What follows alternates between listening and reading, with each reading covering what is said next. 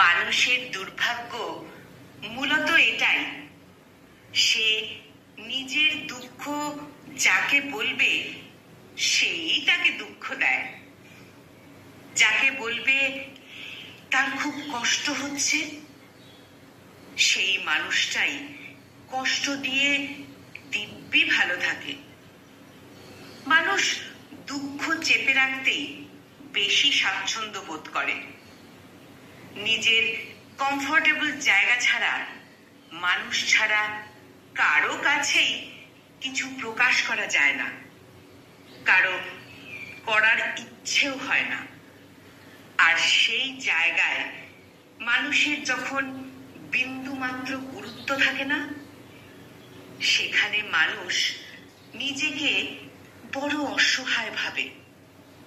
পৃথিবীতে যারা নিজের কষ্টের কথা, নিজের চাওয়া পাওয়ার কথা, নিজের ইচ্ছের কথা কাউকে বলতে পারে না, তারা সত্যি দুর্ভাগা মানুষ।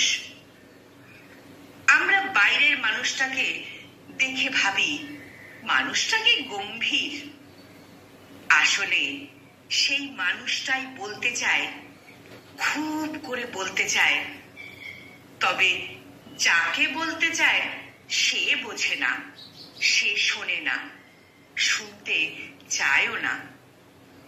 যেখানে বললে মানুষ তার কথার মূল্য পাবে, অনুভূতির মূল্য পাবে, সেখানেই সব কথা মানুষ উগরে দিতে চায়। যাদের একটা মনোযোগী শোনার মানুষ আছে, তাদের জীবনে কোনো দুঃখ নেই। পৃথিবীতে দুঃখী তো তারাই যাদের মানুষ আছে, তবে শোনার মতো ধৈর্য কিংবা সময় তাদের নেই।